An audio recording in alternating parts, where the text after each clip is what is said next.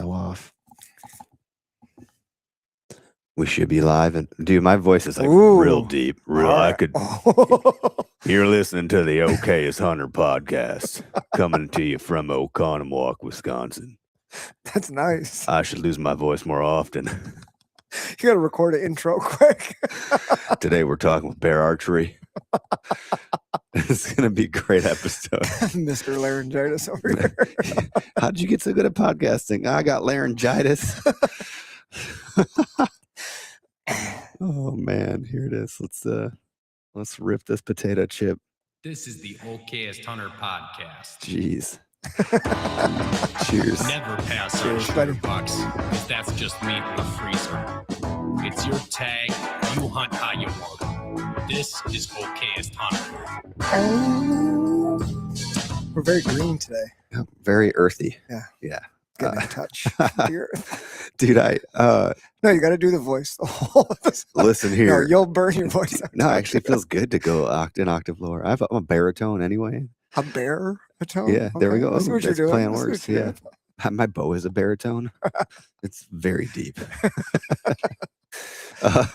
Is your bow a baritone, or what's the opposite of baritone? Dude, I don't know. Music What's the stuff. music term here, Mr. Art Teacher? Arts of all kinds, right? Yeah, except I don't study Fine one art. kind. And that's the What music is the kind. fucking name I of am it? inept. I am terrible at anything musical. Oh, that's funny. We haven't changed our intro ever. It's been the same since we started this thing. If it ain't broke. The old one, when it was Where to Hunt, I went around and interviewed everybody at one of the trade shows, and I had all the different voices coming. I thought that was kind of cool, Well, that's cool. but it ages.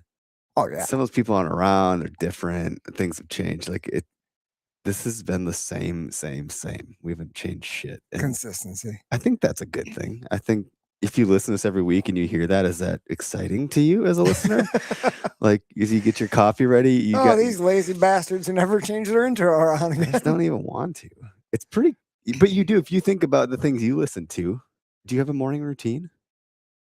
I mean, yes, but not really with like listening to something. No. But do you No, listen to That stuff? changes. Yeah, radio sometimes. Sometimes just put it on the radio. You hear it takes you back. Oh, yeah. Like if I used to listen to Bob and Brian at work when I was a young fella, and they had the same, And it just tuned you in. yeah. Like, oh, this is what I'm listening to now. We don't have segments and stuff. We could. I used to overproduce the shit out of the show a long time ago, and it just was like the juice wasn't worth the squeeze on the effort. So hopefully this is good for everybody. But I do want to take a second. I was at SHOT last week. I got laryngitis from probably being there as my guess, and it was a good show. A lot of energy there. It's a big show. Someone got stabbed, apparently, I heard. Gerber? They Was don't it a exhibit Gerber? there. So it wasn't anything to do with the Gerber product. They don't need any bad press. They Caleb Stillions, I think, helped apply the tourniquet. So I want to see if we can get Caleb on at some point to tell us what the fuck happened.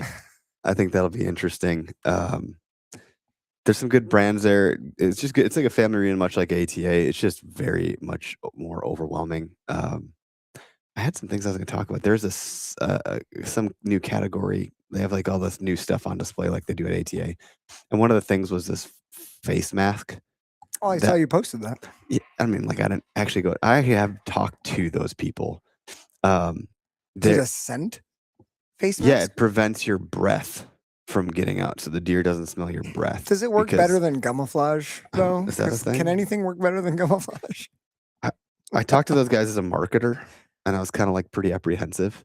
And then I saw it there. I was like, I remember these guys, because like the PR agency's not from here, or something like, so they don't have the contextual like endemic knowledge. Gotcha. And I was like, I don't know, guys. Good luck. Like, I wouldn't want to be working on this one personally. Like, I just don't know how that's going to be received. Yeah. So that was an odd product that stood out. There was a drone that had a full blown like gun on it. That seems pretty scary because those are real things now, and they're overseas. They're being used. Some of the armored tanks were pretty wild and impressive. Oh my gosh. There was a cooler company that so all the Yeti coolers, they're spray foamed inside. So you have your wall that normally air would be in there, but Yeti does the spray foam, or whatever they do. I don't. It's probably proprietary. In between where the air pocket would be, it's all foam. So this company that we Matt. And I'll have to figure out what the heck they're called. I'm forgetting off the top of my head, but the whole cooler is the styrofoam, but then they sprayed it with a coating on the outer edge. So it's super lightweight, floats, doesn't weigh a damn thing compared to anything else in the market. But the stuff that they sprayed it with is like a DOD grade spray foam that like blocks fucking bullets Holy and shit! transports. So it's like over engineered, but like a whole different spin on it. I just love how it's just really the- cool. The design process for coolers has really taken forefront to mankind in the last 20 years. Like, we got to figure out how to keep our beer colder. It's fun. It's a big deal. And then Night Ties is a brand. They're in the basement. We joke about the basement because it's like the fucking Titanic. Like, it's a different vibe down there. It's a weird. And they're like, "Oh, you're done with the pause." And no, there's some Yetis down in the basement. Like, it's not all that way, but there's so many fucking brands down there. It's like you cannot even begin to fathom how it goes on forever. It looks like an endless mirror of booths. It's like, Jesus, where am I in the 400? This goes to 700. Where even am I? But Night Eyes is down there, and Night Eyes is this brand that like you see at the front counter of Home Depot or Ace Hardware. Dude, I always buy something from them. Their marketing lady is the nicest lady. She's been there for every year we've been there. She's been there. She's so nice. And she's like, "You guys want your goodie bags?" And, and I'm like, I fucking love the Night Eyes booth because you guys have the cool stuff that I would never know how to talk about, but you just use it. I have a Night Eyes on my keychain. I got My a bunch of dog's their got one on his stuff. collar. I got a like, bunch of their stuff on my hunting pack. Yeah, their I use headlamp this is my shit all the favorite. time, dude. Yeah. So anyway, we did see Nosler there. We talked with them. Like they're kicking ass, dude. I'm really excited for their new building to be done. There's like an opportunity that we might go out there for that. So Oh, we'll sweet. see what that looks like. We talked to Right On. They exhibit there. They're a partner of ours. They're just not as front facing as everyone else. But if you listen to any show on the network, you'll hear them. They had some new binoculars come out there. The magnification's much stronger. They're larger pair, but they weigh less than or as much as the smaller ones. So kind of solving for a neat problem. Like you get this huge pair of binoculars, but they don't weigh shit. And it's really good glass. So it's it's cool to see some stuff there and see all our pals and all that jazz. But we do have a guest on the line. We do. So Let's bring them on. I'm gonna let you do most of the talking just because I'm shot. I did send you a text with all the bows we want to get through. Oh, yes, you did. So we got Ryan Schutz on the podcast. You were with us here, maybe it was like a year ago, Ryan. The category manager there over at Bears that we can see with all the bows hanging behind you. You're the guy that brings these products to market over there, and these are your babies. So we're happy to have you again. No, I appreciate it. I tell everybody they're my babies. I like to talk about all of them. It's hard to pick favorites, but there might be a couple favorites or two here. Little different than babies. Yeah, well, yeah. We all got our favorites, and I apologize if I got the last name wrong. It's been a minute, and I forgot to ask specifically if it was Shoots or Shuts. And Shuts. Okay, so I was right. I gotta just got stick it. with my gut. There I know you go. just like when I'm hunting. Well, thanks for joining us. How were you at ATA? I was. Yep. ATA went through quite a few changes this year. It was pretty fun. How was it from because you guys are one of the only archery companies there, and you're one of the bigger brands that's there. You have a large presence. From your perspective, how was it, and how was the consumer experience? I thought it was really good. I thought the consumer experience was great. So, no knock at all on the ATA. It felt like ATA of 10 years ago. So, from a to hear. working it standpoint, so the consumer part was on like Friday and Saturday, and it was just nonstop. You were just talking to people the whole entire time, people that wanted to be there. The dealer aspect was good too. I will add, Indy's kind of been plagued with not so great weather during the ATA show the last couple of years. This year we had some good weather. So I want to say one day it got up to like 64 or something. Of course, we were inside, but the nicer it is, the more people want to travel. So I thought the dealers showed up really well those first 2 days. And then once the public was in, it was great. I mean, they got a chance to see and shoot and feel everything. And it's just wonderful to get that type of feedback on everything from, the dealers know our product lines and they know everybody else's product lines. You get consumers in there and, they get a chance to shoot a whole bunch of other bows from other companies too and kind of stack it all. So it's pretty cool. That's good to hear. I'm happy to hear that. I was there for a minute. I did see JC, and I did shoot the Redeem, which I thoroughly actually really enjoyed. And I've been shooting the Persist and previous to that, I was shooting the Legend XR, and previous to that, I was shooting the Bear Empire. So I've been a bear guy for my entire hunting career, except for my dad gave me a Dart and Viper, but I never shot a deer with that one, unfortunately, and that was a pretty old bow. Well, I know you were excited about shooting the Redeem because I think when you called from ATA, that was the first thing you talked about. Was, oh man, I just like stopped by Bear, it was really good, and then you mentioned the bow and that you kind of secretly fell in love with it. Yeah. Was yeah. that kind of a consumer favorite? Or was that one that you were really excited to put in people's hands and let them shoot? Or what was your kind of thought process, Ryan? It was. So this is one where, the specs are really good and I can hit that on that, but this is one of the bows where it's so much more than its specs. So the big thing that we did on this bow this year was, and I have it in my hands, is inside this pocket, we've allowed you to be able to pretty much micro tune, to really paper tune the bow through the pocket. Of course, you still use the rest and everything like that, but made it, and we tried to do it the way we do it at Bear. Is we want to give you lots of adjustability, but we want to make it as easy as possible. So of course, use your pro shops, things like that. But even with that, we made sure there's a gauge on both sides. So what you're doing is really you're adjusting every single pocket. So 2 on top, 2 on the bottom. And what it allows you to do is there's a screw in the back here.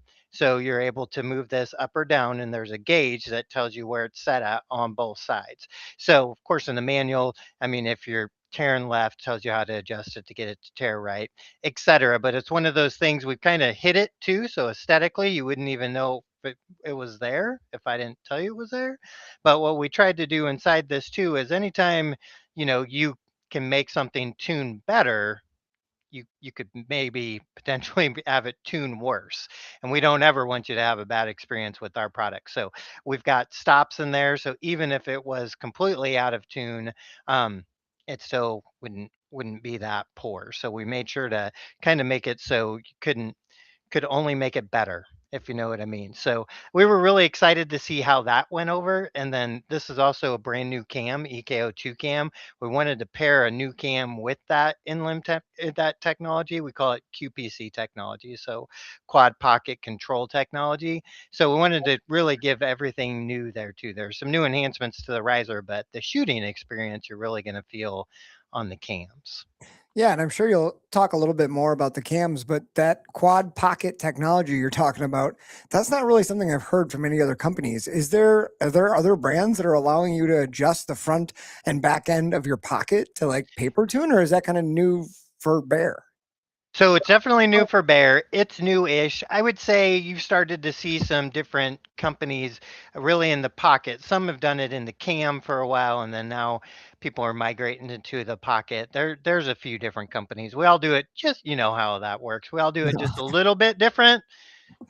So that way it all, everybody kind of makes it work with their systems the best. And this is the way that, it really worked with ours. And what we really did is we went with that dial on the side. We really wanted to make people know they had control of it. So you could see and know exactly where it is. So kind of give you a micro adjust to it. Yeah, I was gonna ask you to expand on the micro adjustments. That sounds like a very acute, specific type of adjustment given the name, but I know you guys are known for having the ability to let your archers and people that bow hunt with your products make adjustments. This sounds a little bit different or nuanced to what I'm normally used to hearing. It is. It's just kind of that next step. So kind of jump into the pocket a little bit. So that was our big thing with like the cam you were shooting before was the EKO. So this is the EKO2 cam. It's very similar, but what we tried to do is make all the adjustments easier to do. So all of them now are on one side. So now from if you're a bow tech or work on bows a lot, it's kind of a pain when you gotta, you know, do screws on this side, do screws on that side. Small thing, but e- ease matters. So now everything's basically on the one side, and then we simplified it so you can still adjust this. So you can set your let off. So you still get a pick if you want 80 or 85% let off. And we just made it easier to where you really don't even need the manual. You just pick on here if you want it 26, 27, 28 and a half, and then you move your mod and you move your string stop, and there's this little plus on, or an arrow to 85 or arrow to 80, and you do everything you do on the top, you do on the bottom, or vice versa. So it allows you just to adjust that much better. And then kind of back to the pocket is lots of times you don't even, I mean, once you get it all tuned up, you might not even need to use the pocket adjustment. It might be your rest and everything could be set up perfect right away. We try to make sure everything's set up, but what you find is every shooting style is a little bit different, and that's really where this came from. Is some of us in our bare office don't have any problem paper tuning a bow. It just depends, and a lot of that is in your style, your grip. There's a lot of factors that go into it, but some do not, and some have a hard time with it. So that's where we really tried to, okay, how do we make it easier for everybody, right? So that's really where that came from, that we needed something in that pocket, and we wanted it as seamless as possible. I think that ease is huge because we talk to a lot of people, and like there are the Ben Wellens of the world who can like put their hands on anything and figure out how it works and make it do what they want to do. He's a Yeah. friend of ours who's a mechanic and he's great at tuning bows. Then there's folks like us who like maybe read about it here and there and we can get things to fly semi straight. But I think having that so easy where like, okay, here's the manual, I just adjust like the left pocket this much and to fix this tear, just puts it in the hands of your customers and allows them to like feel like they're really getting what they wanted, like maximizing their purchase, right? Like I'm getting optimum performance and I'm making it happen. Like they're Well, learning a not lot even about, not yeah. even just easy, but simple. And keep it simple, stupid comes to my mind. And you're really spelling it out. You're leaving very little room for error for someone like me to mess it up. Honestly, if you guys ship me this bow and I would challenge JC and team over there to be like, let's see if these idiots over there can figure it out. Because if we can, then anybody can. And furthermore, you're like, you said the instruction will tell you if you're off the left, you want to go this way. Whatever reason, I don't know if it's because I learned how to BZO a gun before a bow, but it's opposite with a bow than it is with a gun. And then I start to get really like backing up a trail. I'm like, wait, am I turning left or am I turning right? Like, oh my gosh, what's happening? And my brain just spirals so fast and I start panicking.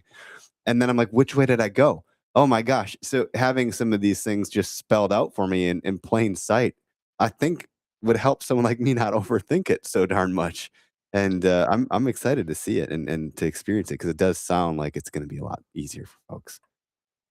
We think it will, and a lot of pro shops. I mean, once you get your bow set up by them, they come out of those shops usually shooting bullet holes anyway. But this just gives you that little extra step. So, and like you said, to what you said on, it always like I love it when there's notches or grooves or you can see, because of course you'd be like, did I turn that three-quarters of a turn or a half a turn or two turns? Now Yeah. you can see it where it moved or where it didn't move. So, little extra step on our side there, but completely worth it. So continuing on the redeem, so we still have small thing, but something we think is important for hunting. So we still have that pull up loop. So little small deal on it, but it's nice. That way you know exactly where to attach your bow if you want to pull it up in your tree stand and It's out. a And then non-metal part too, which I can appreciate. So it's just nice. It's a nice yep. little feature. And then the other thing that we did on it too was, and I don't know if I covered this last time or if we had this in there yet. So there's a little hole right there. So I know you guys were just at SHOT Show and kind of on the gun world. So like your Magpoles and stuff that have like quick detach slings, um, so this would be the female side of that. So those like Magpul Quick Connect would fit right in there, and we have it at top or bottom. So if you already have a sling for your gun or anything like that, it would fit on this bow. Hmm, It's I like pretty that. awesome. Yeah, Why that's not pretty make it great. dual purpose like that? Yep. So that way you're just able to adjust it back and forth. So a little small feature, and you would never know if we didn't exactly tell you either. It's just a hole. But then as you continue down the riser, vibration's a huge part. Was also part of the persist. It's changed a little bit, but so we have two in riser dampeners. So one right here, and then one towards the bottom. Then we also have I kind of call it kind of a dual action string slap. So of course you've got a little bit harder rubber to grab your string, but inside is kind of a gel. So it's kind of like it definitely almost shock absorbs. And then you also have in-limb dampeners. So we really make sure that, you're getting a vibration-free shot through this because it is a high-performance cam. I didn't go over the specs, but you've got 340 feet per second. You can adjust the let off to 85, so it's as high performance as anything out there.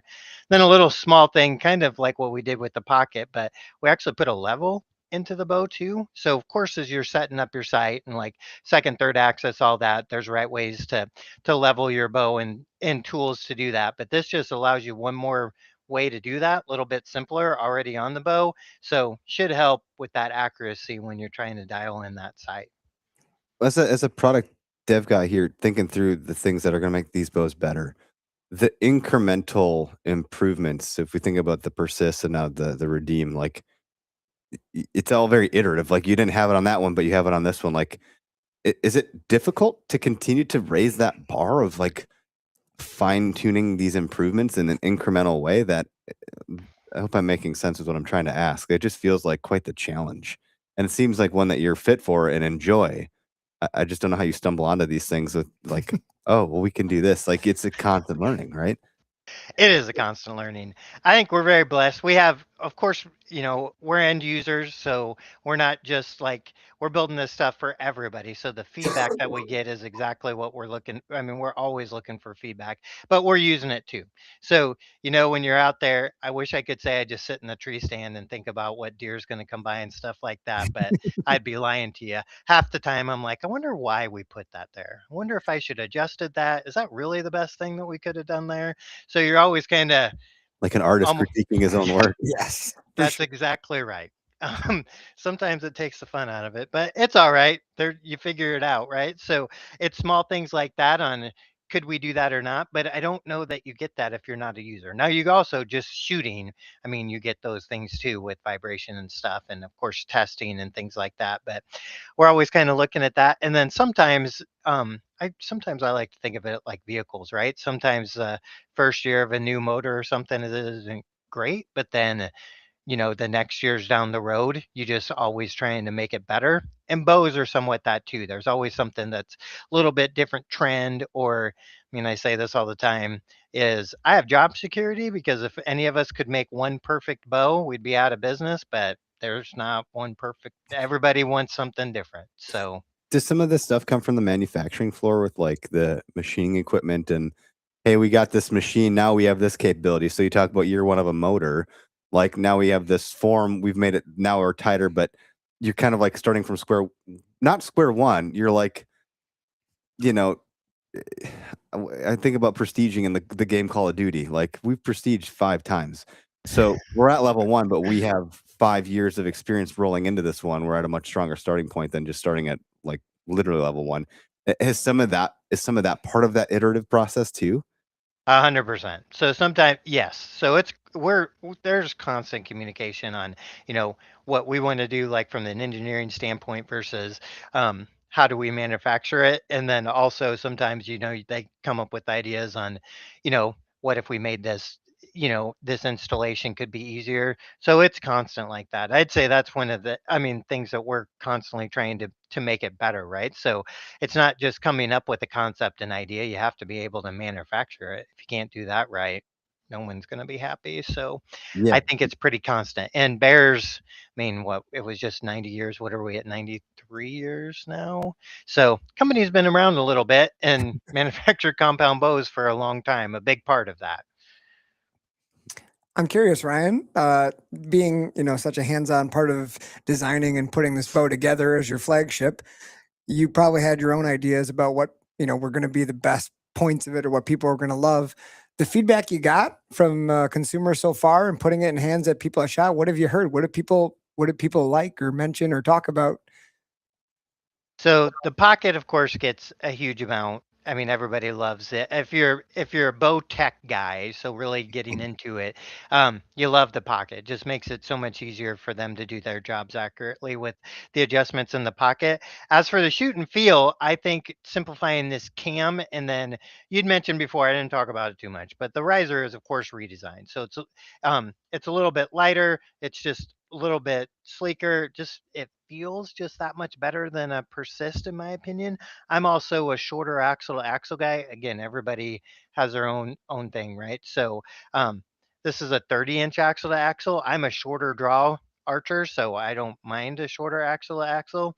So those are the type of things that kind of jump out that people have liked so far. And then, I mean, it's always good when no one says a word about vibration. So we focus so much on that to make sure that there's no hand shock, and we definitely seem to have hit that goal on this bow. When I shot that bow at ATA, it felt, like I said, lethal. It was the tolerance was tight. I shot it at the full capacity of draw weight, and I was, like, very impressed, and a buddy, Eric Tasker, would happen to be just off my shoulder, and if you watch the video, I think I might have posted some sort of video or picture or something.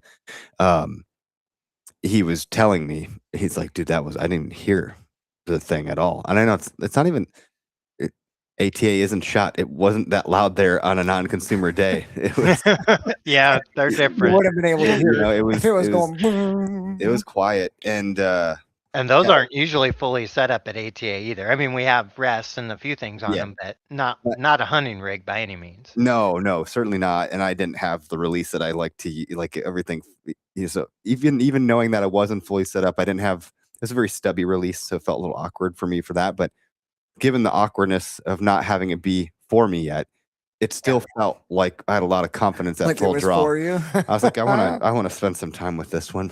Like, it felt really good, and I like my Persist, like I said, it feels a little bit more, uh Cadillac, like, it feels like the back seat of a big car, you know? I don't know if that analogy sits with anybody in some sort of way, but it's like if a couch were in the back seat of a car, that's what my Persist Persist? feels like, so I'm comfortable with it. Okay. But bringing a couch into the woods, it's a lot to bring out there. Um, and I've had success with the bow, so I'm not knocking it, but this one feels a little bit more, I don't like to use the term ninja in the woods. It felt like I'm out there to kill something. Um, so I'm personally pretty excited and enthused about it. I know we have other bows to talk about, but it's good to hear how you're speaking about that progression and the story that goes into how you got to where you're at. Because you can't knock another bow that's in your lineup because that one had a reason to be there too, and that's not what I'm trying to do. Just you get excited about the next thing too. No, they all kind of fit their their position, and I think it balances really well. High let off cam, short axle to axle. To your point, it just when you shoot it, I always tell people the way you should shot for a bow. And you guys were just shot, so you get this too. There's certain bows and weapons, like you shoot them and you just smile. As like I'm always looking for the smile factor, right? Oh, Like yeah, that's I good. can remember a few guns when they first came out and was able to use them, and you're just like, wow, that just makes me happy to be able to use something like that. And of course, that's what we're looking for in each bow. Is sometimes you just pull it back and it just already aimed perfectly. I feel like the Redeem does a really good job of not needing to look at your sight bubble. It just fits well. It's good to go. Is there anything else worth calling out while you got that one up? Um, no, I think that's good. I mean, the the specs are similar. It's, we're known for adjustable cams, so 25 to 30 all on one bow, or yeah, 25 to 30 inches of adjustment all on one bow, the let off adjustment. So it's definitely worth checking out. And the next one in the priority here that we have is the Alaskan Pro, and that one's been around for a little bit. I think that's what Greg was shooting on our team here. I don't remember what Tyler was shooting. I don't think it was the Alaskan, but I could be wrong. I should know So also. there's been a few different Alaskans. So Alaskan XT was which is still in our line that Yeah, we right. launched 2 years ago, and it's 33-inch axle bow. That's probably it. We've we That's probably definitely right.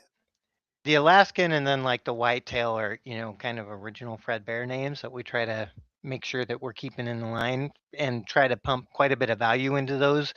We do it in a lot of bows, but this year we really came when we came out with the new Alaskan Pro. I mean, that was our goal, is that there would be a ton of value and kind of extra features added in this. I mean, that's what Fred's big thing was, is that he wanted to make sure high end archery was accessible for everyone. So we make sure that we keep those price points into that, plus push some new technology um, into all the bows. But we definitely make sure we focus on those two quite a bit.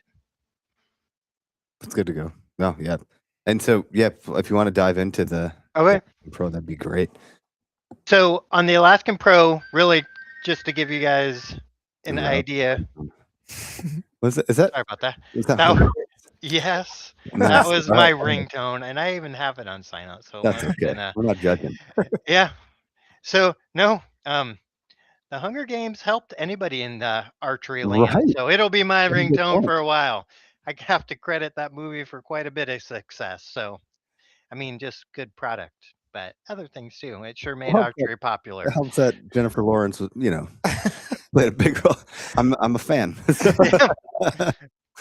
Yeah, it definitely made archery something people wanted to do. So actually, I've got so many bows. Here's the Pro. You got to sort through them and find the right one. Yeah, I do.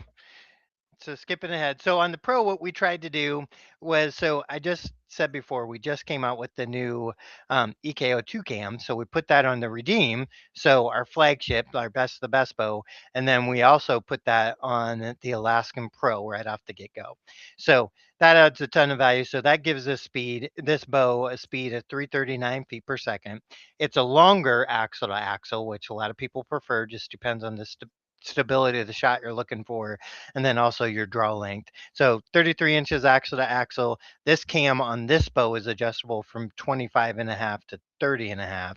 And then it still has the same, you can set your let off. Everything's on the same side. So you can go 80 to 85%. And then you can get this in 45 to 60 and 55 to 70 set of limbs.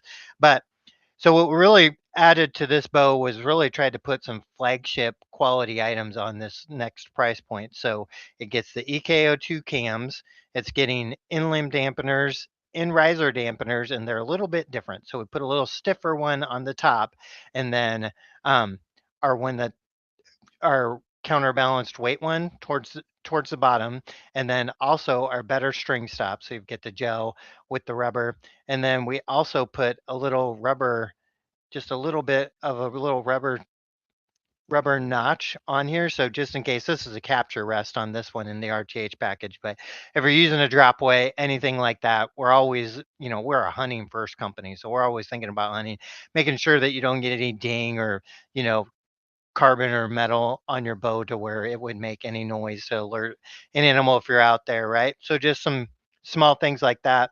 Um, so really, those are kind of some of the highlights behind just the features on this particular bow. And we're doing that. You can get it in RTH for $759 and then a bow only for $659. And this one's done extremely well so far. I haven't seen anybody do a review out there that says this isn't the best bow for under $1,000 or a value. I mean, this is a great bow to shoot when you're in a pro shop shooting all the other bows to really stack it up, and especially if you're on a budget to see how it stacks up against those other higher end bows. A question I have, and I'll try to articulate this in a way that makes sense as long as my voice doesn't completely give out on me here, because it's the end of the day. The adjustability that you build into these bows, I had learned this recently, that you start to tune things down a little bit, that maybe some of that lack in tolerance you get could leave some more room for error. Hold on. Sorry. And I just wanted to hear your take on if you were to reduce the draw weight or bring some tolerances down, what impact does that have, and how do you guys factor that On into performance? Yes, thank you. And I'm sorry, I'm pushing it here apparently. No, I follow you. I get it. I would say we work pretty hard on that. So I would say, like, we've been a module bow company for so long. It's probably close to 20 years, a long time. Now, of course, the cams have adjusted so much there, right? So like this is a 3-track cam. There's some, when I get to the Adapt, that's more of a hybrid type cam system. I mean, so we have some different cam systems that work a little different with that mod. So I can tell you, our engineers, when we're working on that, they're looking they're, I mean, the pieces, you guys would just be enamored at all the specs and info that they take down on, okay, what's it do when it's set at like 28.5 versus 20? And then you even get more detailed on this particular bow, because what does it do at 28 when it's on 80% let off versus 85% let off, All and the 60 mixing and pounds matching. versus Yeah. 70 pounds? So we're looking to make those blends, and that helps us that helps the engineers adjust on what type of modules they want to put on there, because what we really want is that we can get the best performance we can out of that. And then really, I mean, that's the whole thing, is we give that adjustability because we want, of course, we want archers from everywhere. So if you're beginning, middle, expert, whichever you want, where exactly what to get it set up at. But the reason we give that kind of range, and then we have some other bows that have a much bigger range, as you guys know, like the Legit Max and the Cruiser G4. I mean, we want you to still be able to grow or adjust with that bow and find that perfect size without giving up performance. Instead of, I mean, there's other bows that you then would have to buy, new cables and cams and a lot of other stuff. So we make sure that, we didn't go down that path. So we're trying to give you the very best. So I can tell you, it just takes a lot of research and development to get that as correct as possible. Well said. You'll forget more than I'll ever know. I think it's the saying I'm looking for there. I work with a great group of engineers, so they help. It's good to hear you talk about that. And it's just a history of you guys too, 90 years and having been doing modular bows for 20. Like, this isn't new stuff for you guys. And I asked a question because it's a counterpoint that I think we've heard and been asked. And I try to remember those things. So when we have these opportunities to talk, I can ask the source and get a much better answer, because I'm like, I don't know. Yeah, that's a good question. I bet you there's something to it. And, I'm sure it's been thought of. And so I appreciate you entertaining that question, because it's one that it's not one to put you on your heels. It's not the point. You guys are our partner. So I just am like, I want to hear how you would speak about it, because obviously others have thought about it. So Yeah, and there's other companies that have went to where they were extremely precise and have then changed their cam system to be more Rigid. module now. Yep. So Yeah. I mean, you get people, there's no wrong way. And to your point before too, I always tell people, I was like, thing about archery is the new is old, or the old is new again. You just have to wait. Yeah, it's I like mean, fashion. yep. I mean, the hunting public bows, the Adapt is a single cam that was, cutting edge technology in like the 90s to 2000s. And boy, that bow just shoots amazing, and we do extremely well with it. And those guys love it. And it's a fun, easy bow to shoot and own. And it's as popular as it's ever been. Well, I think and this could be, again, not the archery guy, but it's like, if things are such tight tolerances, the margin for error is slim. And if it's me, I need a little bit more grace.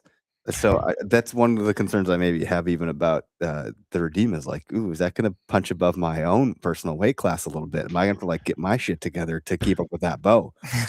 Versus something like the Adapt, it's got some forgiveness built into it, Well, I think that's where we get some of those questions from, is like, you look at the ones Ryan just profiled for us, and they had like 15-pound adjustability in Yeah. those limbs.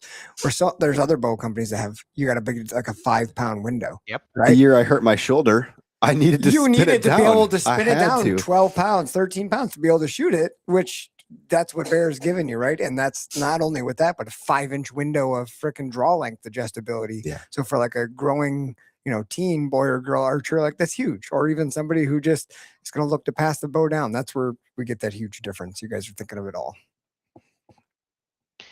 Thanks. We definitely try to think of all those type of things. And, that I tell people they're like shoes, right? You want to be very comfortable in them. And the more you can adjust it and make it your own, the more comfortable the bow will be. So ideally, you just draw back and relax and shoot. And however we can help you adjust your bow to do that, that's what we want to do. Yeah, you guys have, like Derek said, on ramps and off ramps. So you can step into it, or you can hand it down. And the fact that it goes both directions in that sense is really quite special, actually, because this is such a legacy driven thing that we do, that giving a bow to a loved one would be a really special thing. Or Penny, who's got the pink one, and I don't know what that one's set at and when she's going to step into it, but it's there for her. She's got the She needs legit, another right? year or two. Yeah, yeah. Yep, But, yep. you She know, needs like she needs a how little bit far more. down can you get? How far down can you crank that thing? you Oh, know? it goes way down. The legit goes way down. I think Gus has his. It's like Does he have a legit 20 also? pounds or something. Yeah. That's incredible. Yeah.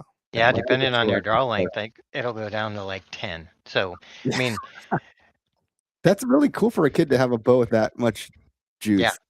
and a Mm. legit, I mean, it's when, I mean, get it to where you can adjust it. All of us can shoot it. I mean, I've been in a group where it's like every one of us could shoot and hunt with this bow if we adjusted it.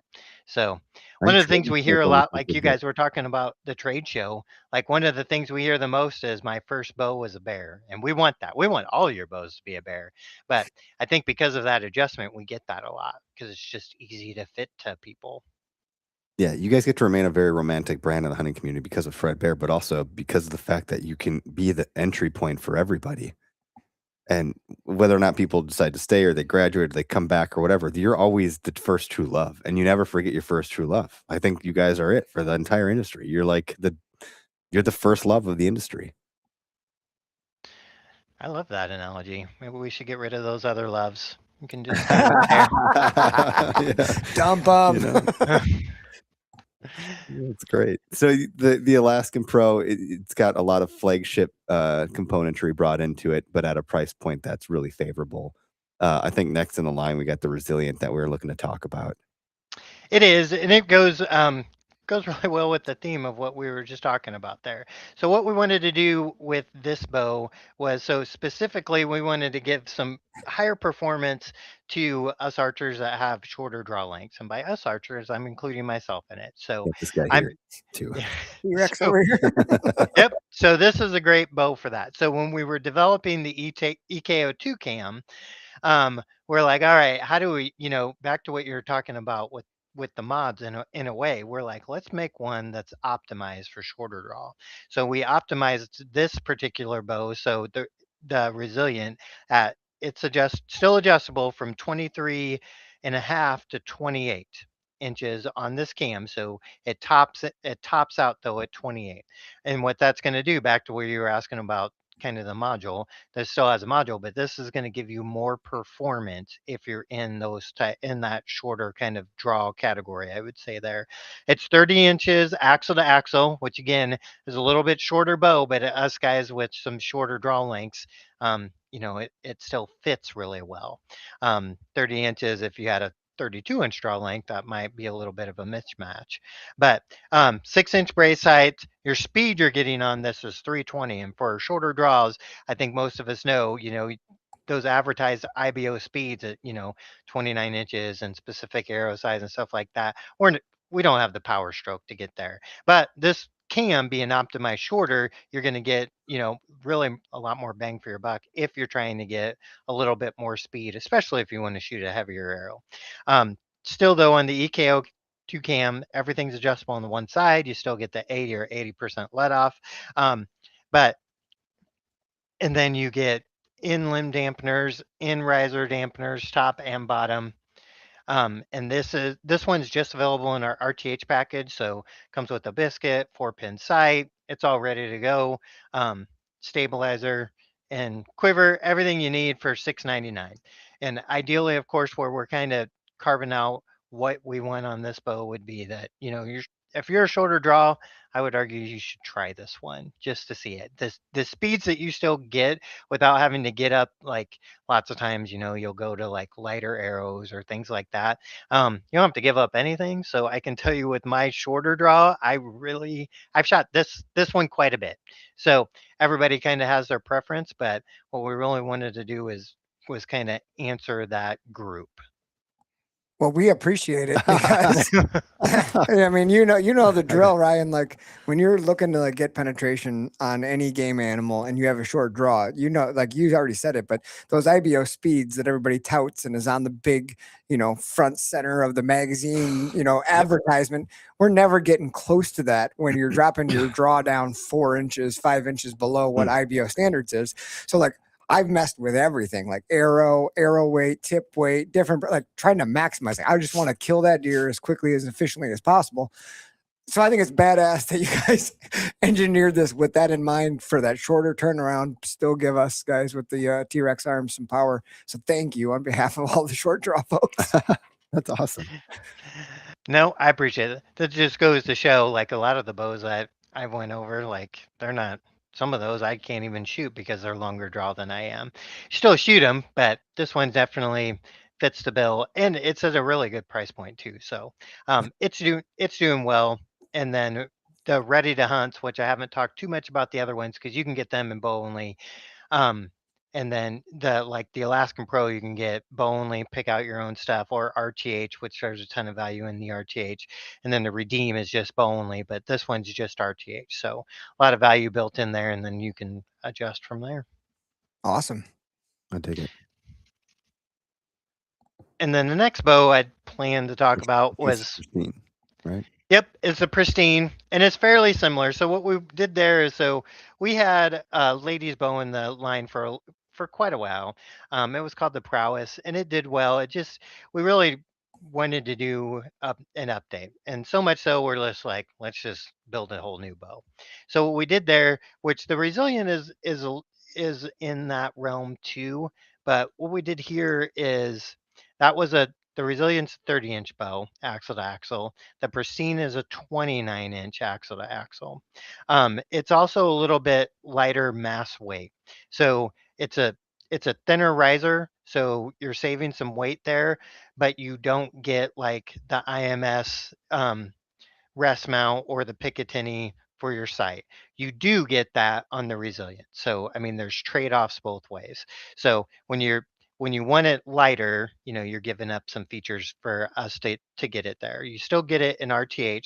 You're still getting the EKO2 cam, but because of how we've changed that frame, and then I'll go over quick too. So this bow is adjustable from 30 to 50. So you've got 20 pounds of adjustment. And the reason that we did that is what we get is, a lot of ladies get into it and they want to get to that 40, 45. Like that's their goal, right? But lots of times you start below it because, as you guys know, archery is tough to exercise those particular muscles in your back to up your draw. Your best way to do that is shoot your bow. So as you're doing that, this allows you to start lighter, like at 30, and then work your way up to whatever your goal weight would be, 40, 45. Some states have regulations, just depends.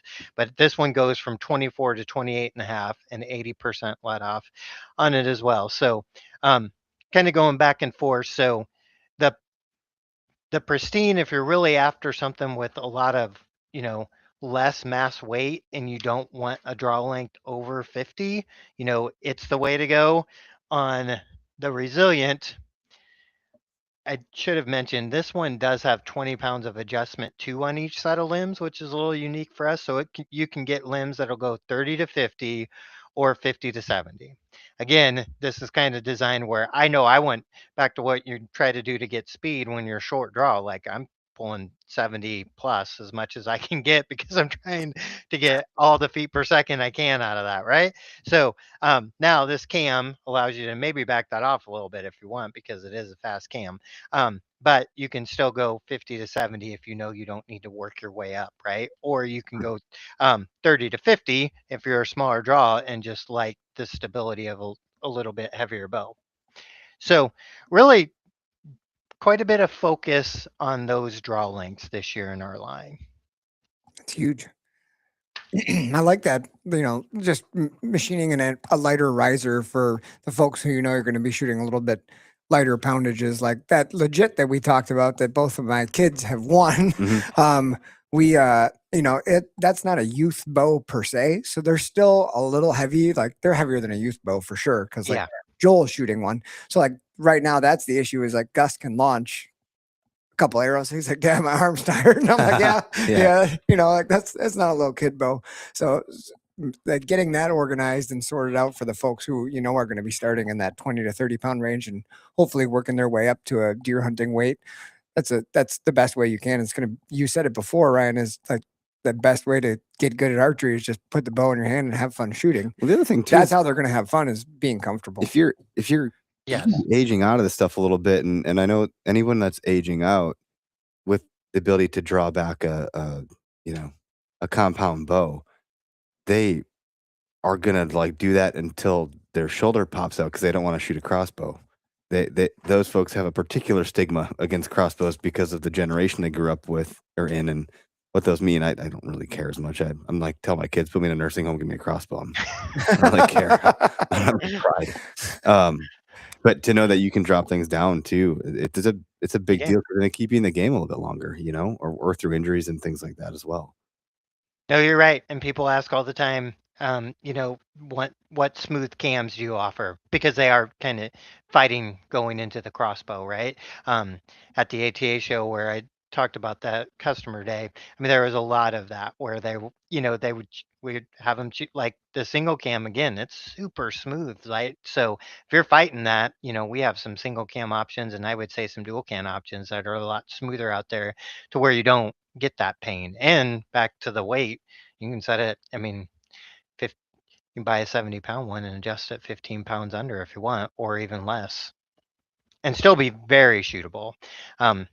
Lots of times when that comes up, people are like, well, yeah, but I think sometimes everybody gets caught up in the cutting edge technology, and don't get me wrong, I clearly do too. But like we were talking before, somehow people used to kill lots of deer with the whitetail too. And I can tell you its specs are nowhere near what these bows were. Yeah, sometimes you kind of got to get back to the basics and be like, just focus on killing the deer. You can get a little caught up in some of this stuff, and it's exciting. I do think, you said something earlier. We're a bow hunting archery company first. We're a hunting company first, and the way that you produce the products are in such a way that you're not gonna have a metal clinking on metal and things like that. And I respect and appreciate that a lot. I don't know I don't even know if you guys have anything in the archery category for like tournament archery, if that's even part of what you do. But it makes me think of like, oh well, Porsche makes the best racing car, but I'm not trying to buy a Porsche when I want to go get groceries in my Porsche SUV. I want my minivan, man. Like, and yes, I like the minivan. Okay, everybody, it's not a secret. It's the Swiss Army knife of the family. I miss my I'll die on that minivan. hill. Okay, it's great. It's a great vehicle, but it's purpose built for my life. Like your bows are purpose built for hunting, and maybe there's a claim to fame of our cars are the best on the racetrack, but okay, it doesn't really do much good for me. I don't really care, you know?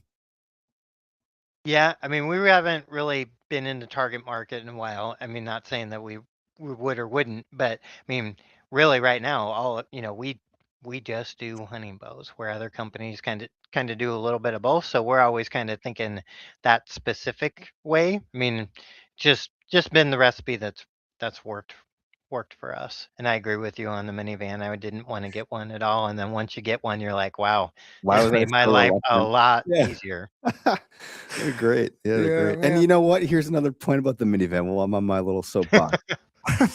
Unless you're getting a real SUV that can do four-wheel drive, all those fake SUVs are just minivans without sliding doors and less clearance in the inside. So like you're really just not actually Traverse is not an SUV. Let me just call that out. Okay. I gotta get some freaking drywall for my basement, and I used to be able to fit 12 sheets of plywood in my minivan, and now I'm like, well, shit, how am I gonna get the drywall? That whiteboard we just got is Yeah. bigger than my kitchen table, and it fit in the minivan. Okay. It's beautiful. So anyway, I digress. It's good to know that that's how you guys operate. That's your core. Much like Microsoft is a business to business software company versus Google is an advertising company. You can't compare the two products, even though they make things that are similar. That the core root, like really one's designed for enterprise grade like so again that's an example from here nor there, but when you start to get to the crux of what a company's doing, I can appreciate that that's what you guys do. And I'm always proud to go to a 3D archery shoot or tournament or league I'm never doing it without I'm like stubbing in for someone usually. But I show up with my hunting bow and everyone's got these like bows with these stabilizers that are longer than my leg, and it's very intimidating, and I'm like, well, this is the one I killed deer with. and I do fine. It's fine. So I always think that that's great. And you see, there's so many different categories in those now, like hunting categories, and then tack's so fun, with the Yeah. hunting mindset they have. Yeah, I agree. Although tech sounds like, man, I don't have the lungs for that show. Dude, we should go do one of those. We'd have to get an arrow sponsor. We need like 150 arrows each because I think we'd be sending them all over the Yeah, course. yeah. We sponsor the That'd OK be Center fun. guys. It's very expensive for free here. I could just hear it now. Well, when you go and you see those buckets and buckets of arrows they pick up each day, you guys would not be the only ones. Yeah, I'm sure there's more people that work. It's that, part of the fun. everyone's repping us at that thing. They just don't know it. That's pretty funny. Well, the Adapt, you talked about single cam, and that's what the Bear Empire was when I had that. And what I enjoyed about it, it was super smooth. It was quiet and it was easy. It wasn't a very intimidating bow. And I think given various hunting scenarios, you could find yourself in all sorts of predicaments where you might be drawn back in a not ideal, perfect situation, which when you're hunting, that's That never actually pretty, happens. it's actually more often than you would think. So then having some of that forgiveness in a way that's still going to kill a deer, I think this bow comes into play. And we love the Hunting Public guys. I have nothing against any of those folks. Is that what they're mostly shooting, Ryan? Is They help develop it, I the think. single They cam did. Adapt? So there's a few adapts now. So we have what's called the Adapt 2, which is a single cam. We came out with it last year. And so so I've got to work with those guys quite a bit. They love the single cam for everything you just said.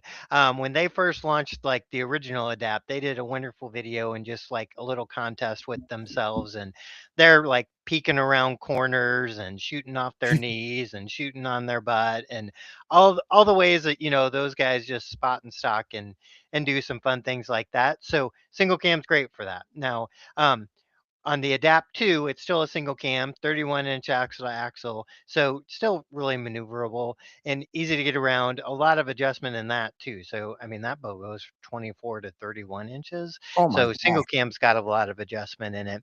And then same with the 15 pounds. But single cam though, some of the reliability, you're just not getting a lot of speed. So, it's 320 feet per second. But I mean, the way those guys, their accuracy is what's going to kill the animal, right? So being comfortable, being able to draw that the way you want it, that's their big push. So then fast forward to this year, what we came out with was called the Adapt 2 HP, and HP stands for high performance. So even though the single cam's great and they really liked it, they understood that their customers also like to have more performance, and some of their team members too. Like Gray really likes a high performance bow. There's a few members on their team that like that. So what we did there was gave them a more high performance cam that would up the speed. So now you're talking 330 feet per second on the same riser, same limbs. So it's still 31-inch axle to axle. It does change, so that goes from 27 to 32 inches, so it'll fit some longer draws. Yeah. And 80% let off.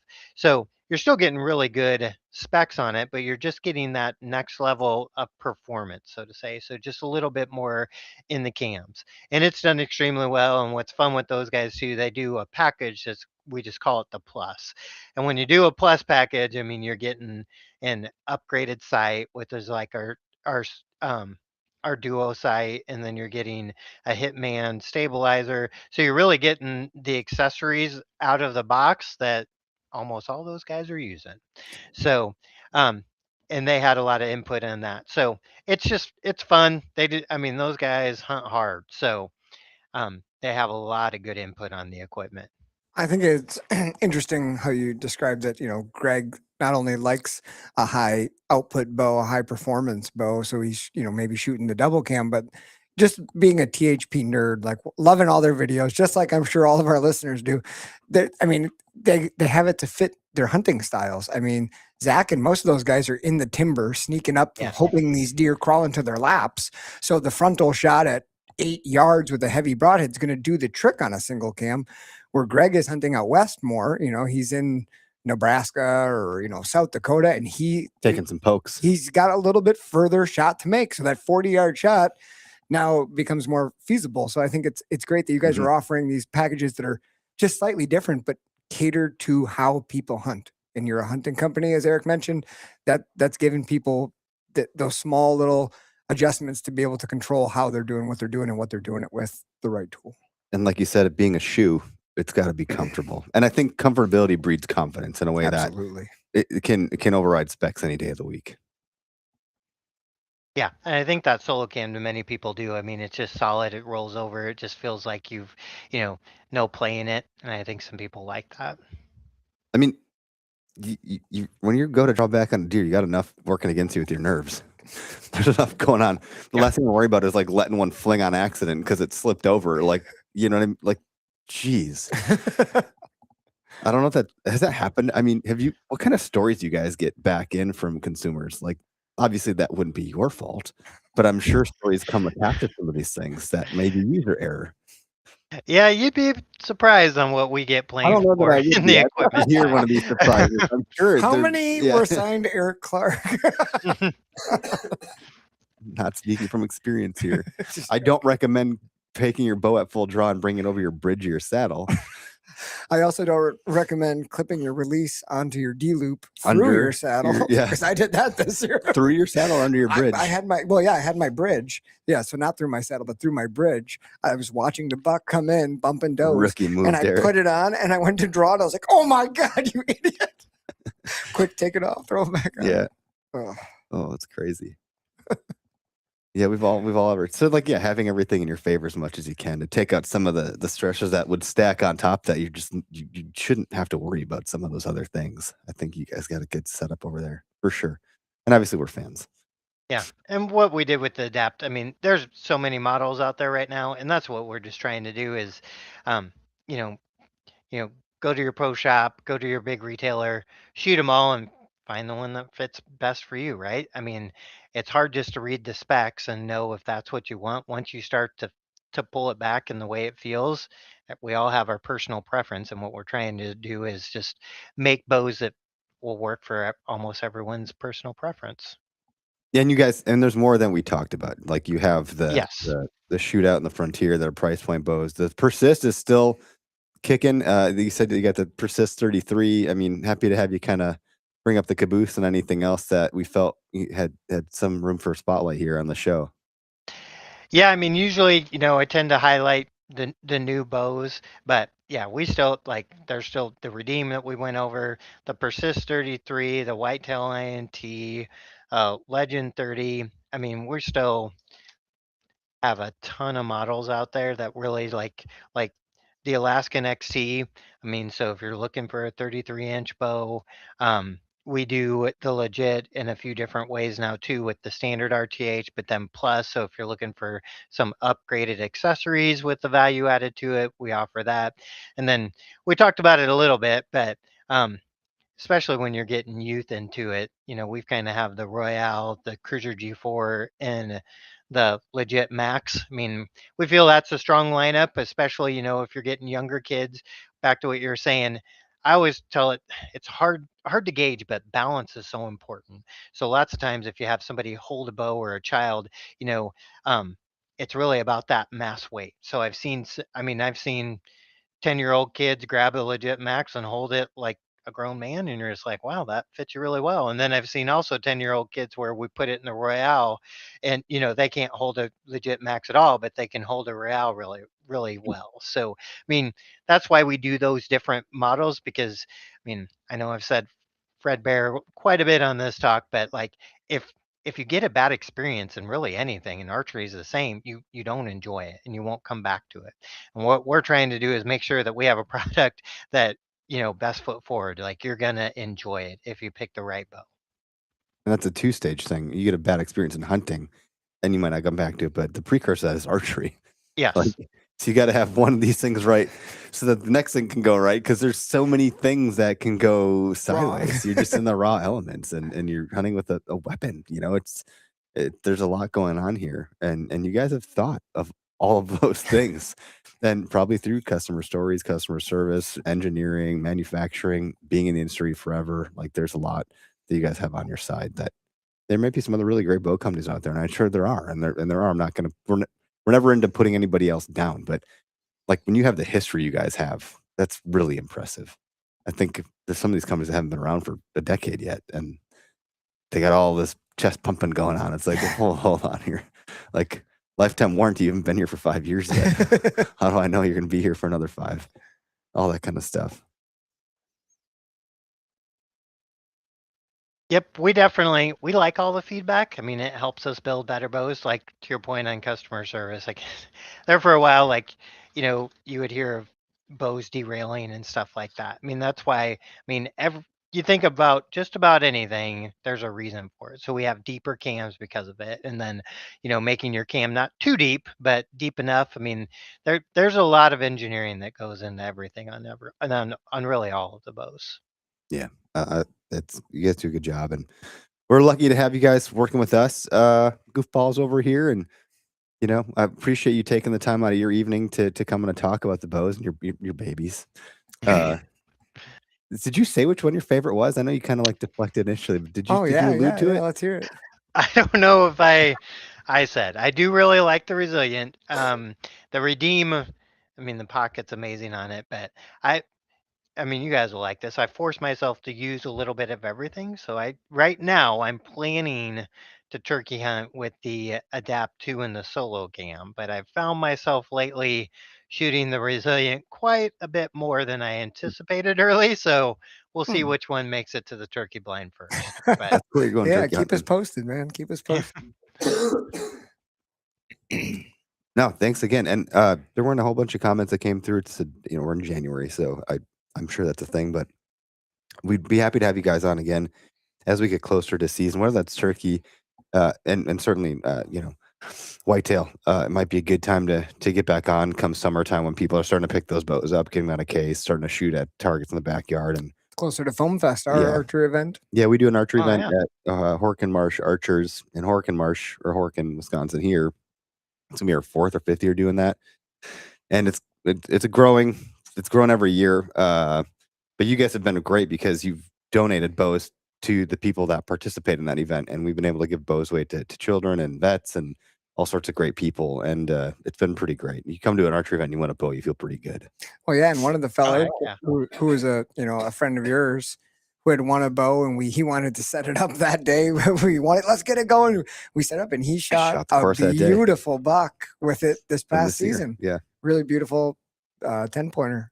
So it was pretty cool to see to keep see an eye the on that photos bow. of Yeah. him with that bow that he won at the event, which was from I you think guys. that bow got him kind of Oh, back into things because I think he was. I would say he was kind of falling out of archery, but that bow really reinvigorated him getting back into getting a deer the way he wanted It to. absolutely It did. really breathed some life back in him as a deer hunter, which is really cool.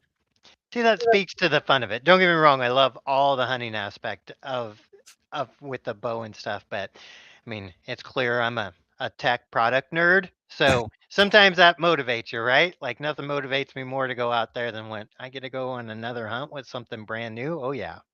Let's do it. For sure. Well, no, yeah. Thanks again for hanging out with us on the show. We're excited to have you back on. I think when people are tuning things up, we could maybe change the cadence of topic a little bit to put a lens on of like, let's get this thing prepped. What do we need to be thinking about? How do we need to be thinking about it? Yada yada yada. I think that'd be really good. And maybe you're the guy, Ryan. Maybe someone else over there could speak to it too. Whatever you guys think, but it's always a pleasure. Yeah, thanks for Okay. your expertise. I appreciate it. Thanks for having me on. I hope you get to feeling better. Yeah. Otherwise, I'll just keep talking real deep, and this will be your podcast voice. So we'll see. Yes, I don't mind it too much. It is a lot of strenuous work on the old vocal cords, but we're getting there. Yeah. Thank you.